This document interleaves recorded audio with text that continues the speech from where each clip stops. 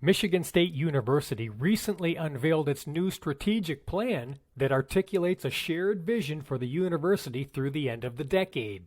The MSU Strategic Plan 2030, Empowering Excellence, Advancing Equity, Expanding Impact, received a unanimous endorsement by the MSU Board of Trustees. Michigan State University President Samuel L. Stanley Jr., MD, says the plan is a guidepost for MSU to be strategic about wisely and efficiently using limited resources and refine its values in an inclusive way. So a university is an extraordinarily complex place with many people who work on a day-to-day basis, many projects taking place at all times, and a multifactorial mission. We have a mission, obviously, of education, a mission of research and innovation, and a mission of outreach to really take what we've learned and make a difference in people's lives. So we really need to be strategic. Resources are limited. We know that. We depend upon tuition. We depend upon state allocation. Those things have not been rising at great levels recently, so we have to think very carefully about how we use our resources and how we're going to expend it. So what we did for Michigan State University was say, what are our values? What are the things we care about? How do we want to make a difference? Where do we want to be impactful? And we brought together 3 different groups to help us excel in those areas. And so we identified those values, and then we said, how do we accomplish and excel in them? So we have the University Strategic Plan, which takes a look at the university's activities on a whole level. We have the RVSM Strategic Plan, which takes a look at an issue that's been very important for Michigan State, relationship violence and sexual misconduct, and we wanted a plan for that. And then we have a plan for diversity, equity, inclusion, which again is not only a separate plan, but also incorporated into the University Strategic Plan. So we made a campus-wide effort to bring people together. This plan had to be inclusive. It wasn't going to be a top-down. It had to be a plan where faculty and staff and students had input on what we're going to do going forward. And from that, we've crafted something we think, particularly in the University Strategic Plan, is going to take us from now till 2030 and be a guidepost for us for how we invest our resources, how we work together as an institution to be impactful and to make a difference for the state of Michigan. Ultimately, says President Stanley, the plan puts people and student success first. I think if you were to look at it, and there's 6 pillars to the plan, and we can go through those in a second, but I think it would be that we put people first. And we recognize that we have an incredible infrastructure at MSU, great bricks and mortar, amazing facilities like the FRIB, like our great farmlands and agriculture centers. We have great facilities, but really when it comes down to it, it's about people. So we start with our students and student success.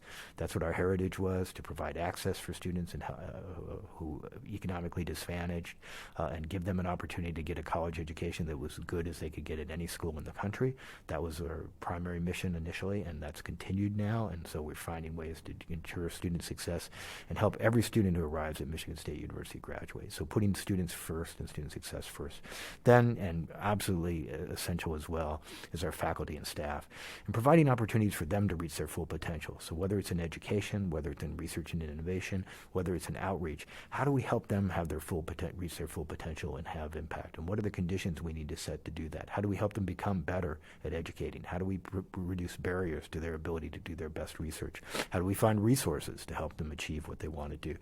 How do we help their professional development so they can really see careers ahead of them that allows them to succeed and make Michigan State a destination where people want to work? Those are the kind of things I think that are, so I'd say, most significant is the fact we're putting people at the center of our plan and focusing very much on them. The goal for MSU is to evolve and grow its impact on Michigan and the world. So the destination looks like a Michigan State University that's recognized around the world as being impactful and having impactful in areas that matter to people, whether they're the UN Sustainable Goals, whether they're the Gates Grand Challenges. These are some of the major problems we face, problems around climate change, problems around artificial intelligence and how we use it effectively. Issues around health and health disparities, which are a very significant problem for the United States and for the world. How we keep our water secure, our food supply secure, and people don't have to suffer from insecurity or concerns about their water. All these things, I think, are things that Michigan State can tackle. We have the multidisciplinary ability to do it. But again, the strategic plan kind of lays out ways in which we can make a difference and sets goals for us to help achieve it. So one of the goals, for example, is to go to $1 billion annually in research expenditures. We know that's a number where we're going to be having impact if we're at that number. That speaks to a global impact. That speaks to a national impact. As we look at graduation rates, we know if we can get up to 86%, we'd be among the top public universities in the country in terms of graduation rates. So we know it's an achievable number. But how do we get there? So this is an educational institution that matters to Michigan, it matters to the world, and we have found ways to do it by, again, getting engaged in the problems that matter most to society, creating the trained workforce that helps Michigan continue to excel and creates economic development, and again, tackles those major problems I talked about. President Stanley says the process of how the plan was developed was crucial so that the entire Spartan community could take ownership in the plan. I think the process really mattered a lot because we came in at a time when there was distrust of the administration. When I arrived, there was some distrust of the administration. So we needed a plan, again, that involved input from faculty, students, and staff. The key constituents needed to have input. But we expanded that as well. Of course, the Board of Trustees was intimately involved in this and was involved in reviewing it, each of these three plans on a really very regular basis. And then we went to our alumni as well. We went to our donors and talked to them. We went to elected officials and talked to them. All these people had a chance to provide input essentially into the strategic plan because we wanted a plan that people owned, that people could see, I had a contribution to this. Has themes in it that I recognize that matter to me. Because without that, it's going to be a document that just sits on the shelf, and that's not what we want. So it was really critical that it be an inclusive process, and my hat's off to the leaders of these different committees that did the strategic plan for all the work they did to be inclusive, all the listening sessions they held, all the outreach they did. I think it's paid off in having a plan that I think people can, as I said before, can see themselves in, buy into, and want to be a part of. The plan is not etched in stone and will evolve over time as necessary. So I think the plans vary in their degree of how much detail they go into. The university strategic plan probably is at the highest level. It does talk about some specific metrics and targets, but there's going to be discretion to deans on how they approach these issues, discretion to department chairs on how they engage their departments. So we recognize that universities are, again, complex places, and it's not the Soviet Union where you put a central plan out, then everybody does exactly what they're supposed to do. Instead, there's different strengths from different colleges, different areas of interest. So we want to make this so everybody feels they can participate as well. But it does provide a blueprint. It does talk about strategic things. It does talk about the importance, for example, of FRIB. It's an incredible facility. It's going to ground us to leadership in nuclear physics. So it is a little prescriptive in those areas, but in many areas it's open and it says, here's a goal we want to achieve. Help us at your level figure out how we can best get there, and let's work together to accomplish it. The DEI strategic plan has a number of very clear goals and guidelines, essentially, and policies potentially that could be done to help achieve them. And so there's a number of points that we can take from that, and actions we can take immediately, and metrics we can measure pretty quickly. And the RVSM plan is the same and actually already has funding to start some of its programs. So it may be the most advanced in some sense in terms of the progress that can be made rapidly. So they differ a little, and I encourage people to look at each one of them.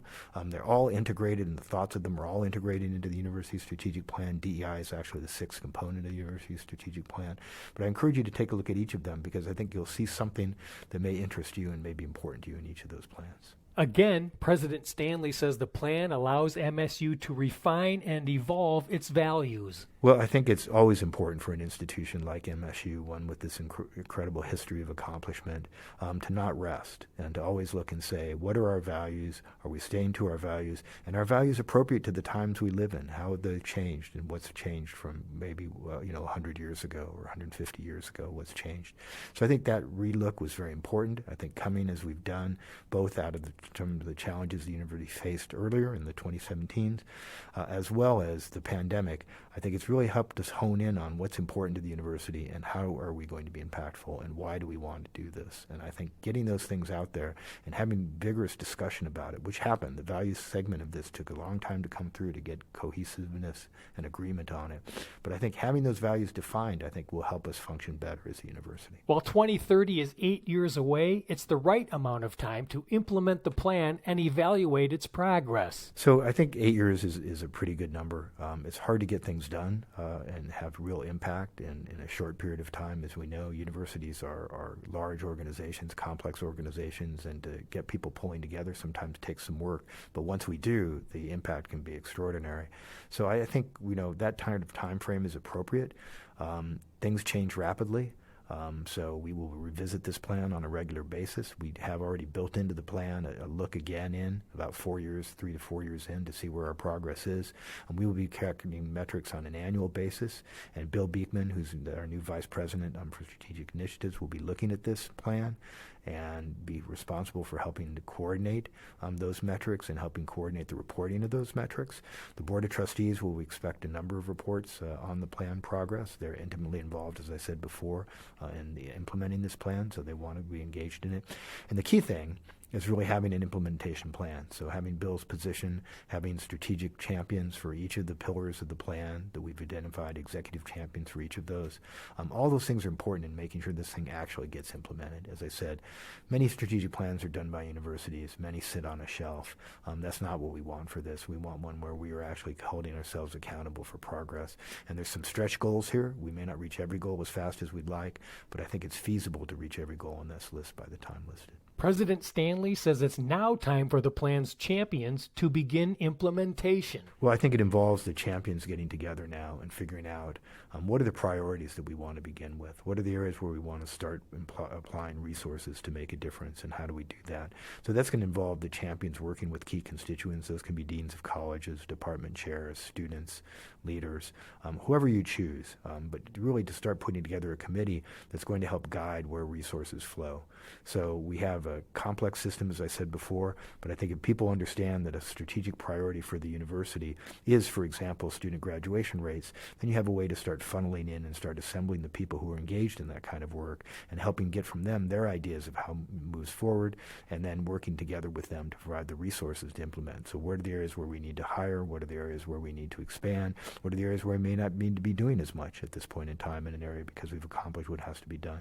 That implementation is going to be the next key step, and again, I think that's taking place as we speak. As President Stanley mentioned, Michigan State University's Vice President for Strategic Initiatives, Bill Beekman, will lead the implementation of the plan. And Beekman agrees with Stanley that the plan is not etched in stone and will evolve, as there are more ways than one to reach the desired destination. A strategic plan is an important thing, I think, for any organization, maybe particularly a university, because it's a roadmap. It's a sense of direction of where we want to go.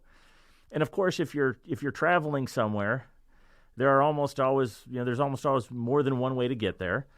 So you can take sort of path A or path B or C or what have you.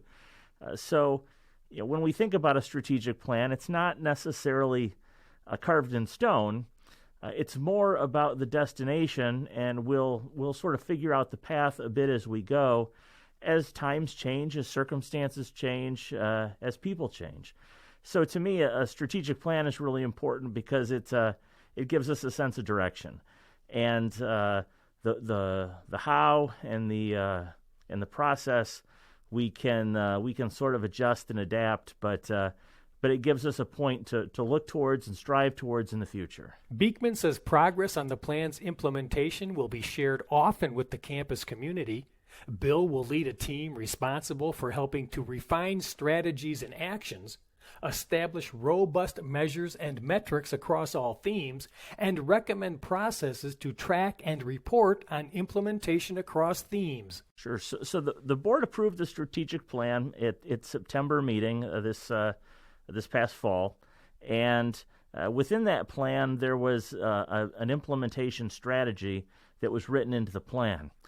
And that called for me, as the Vice President for Strategic Initiatives, to gather a group of folks that are the executive sponsors for each of the 6 pillars of the plan, along with several other folks. And in fact, we met last week and had our introductory meeting. President Stanley came and charged the group to begin a process. And so each of those executive sponsors is going to formulate a work group or an implementation committee for each of the 6 theme areas.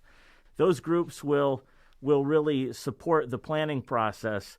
When you have a strategic plan, we had probably at least 200 people from the university community that were engaged in providing input, synthesizing that input, and crystallizing that really into the plan. And we'll go through a similar process with the implementation. We've got our direction and our sense of where we want to go. So what these work groups will do is really help us think through how to get there and what steps to take, what to prioritize in the plan, because the plan certainly has more than we can do in a year or even 3 years or 5 years. That's partly why we call it the 2030 plan, because it really gives us about a decade's worth of direction. So these work groups will be formulating over the next month or so, begin collecting information from their peers so that we can start formulating not only the where we're going, but the how we're getting there and beginning to dive into that process. We'll also be thinking about metrics, how we can track our progress over the course of the next decade. When we can consider something completed, what completion means, what success means, and before we get there, how far we're getting along. Do we need to adjust our process to get there more quickly or to try something else? So we'll have metrics that help guide us in that process. So we'll share progress on the plan through a variety of approaches. One is podcasts like this. Over the course of the next number of months, we'll have various sponsors of the themes do podcasts much like this, and so they'll be able to share that way with the university community. The work groups will be communicating with those that are interested in those particular areas. The information will be synthesized into onto a website.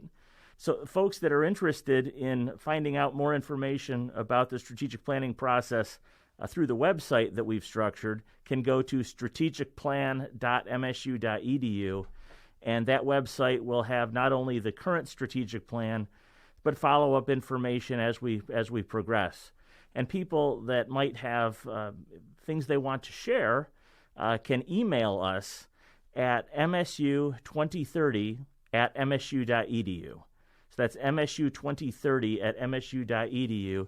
That website is up and running, so if people have input that they'd like to make, they can contact us at any time through that website. Happy to answer any questions that folks might have, and certainly very much appreciate any information that folks would like to share. The MSU community, especially faculty and staff, can help to advance the plan, stay informed, and participate where appropriate. Our executive sponsors of each of the theme sections are listed in the strategic plan. So as folks are reviewing the plan, and again, it's available at our website, strategicplan.msu.edu, as folks are reviewing the plan, if there's something that strikes them as a particularly high priority or something that they're interested in providing input on, they can either contact the executive sponsors of that section of the plan and provide input directly to those executive sponsors, or they can contact us at our website or contact me directly to share that feedback and get them engaged. MSU Strategic Plan 2030 identifies goals within 6 key themes: student success, staff and faculty success, discovery, creativity, and innovation for excellence and global impact, sustainable health, stewardship and sustainability, and diversity, equity, and inclusion. Well, I just share with the university community that I'm very excited to be participating in this process. I think it's very, very important for the university that we have a sense of direction, that we're striving to achieve that sense of direction.